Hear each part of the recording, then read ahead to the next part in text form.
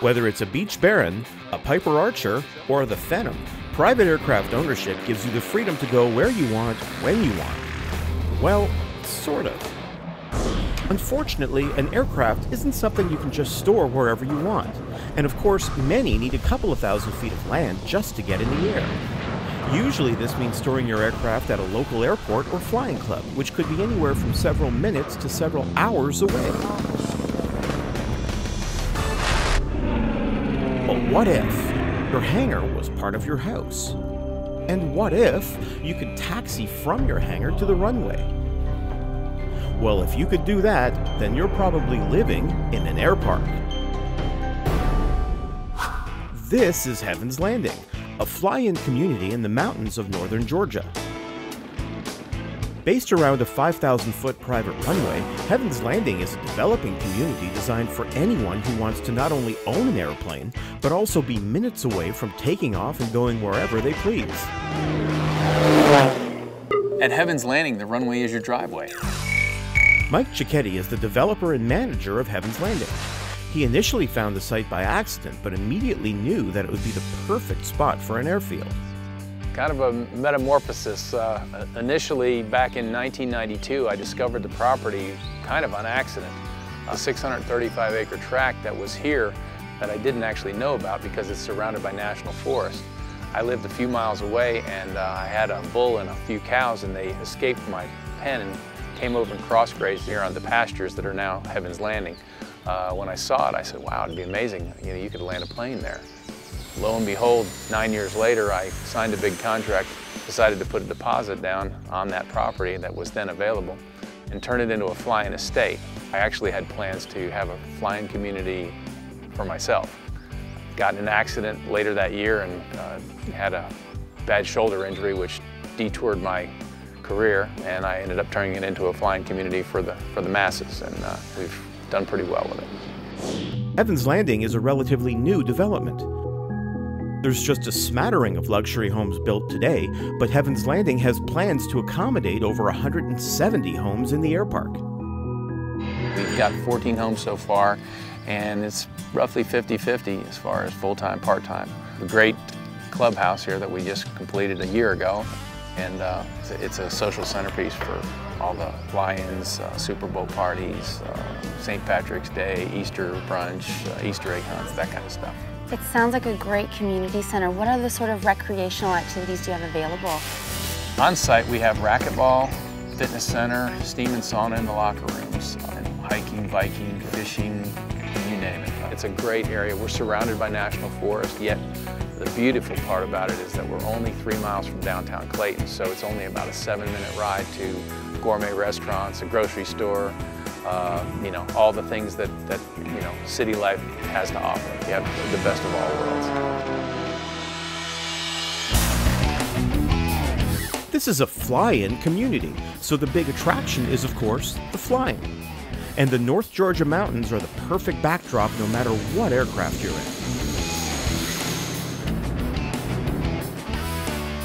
We have everything from Stearman's to Citation. We're lit. We have a PAPI. You can come in here, you know, all hours, day and night, safely. We have a real eclectic group of pilots and group of aircraft, great people. Oh, another beautiful day. A young group too. That's what's nice. We have people that are really young at heart and people that are just really young, and it's nice that we're not just an old folks flying community. We're a happening folks flying community. One thing that's clear is that this happening community loves aviation.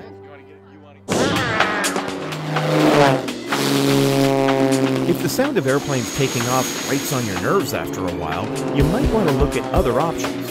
However, one of the unique features of Heaven's Landing is that not all of the lots are directly off the field. Probably one of the things that's unique about us relative to other client communities is that because we're mountainous, not all of our lots are taxiable. But that's what makes this place so beautiful. You can have a mountaintop lot and views of 3 states and have a hangar on the field a minute or two away that you own, that you have all your private stuff in.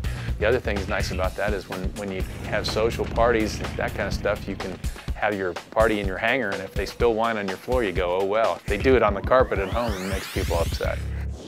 Now, of course, taking the plunge and living at an air park is not a financial decision to be taken lightly.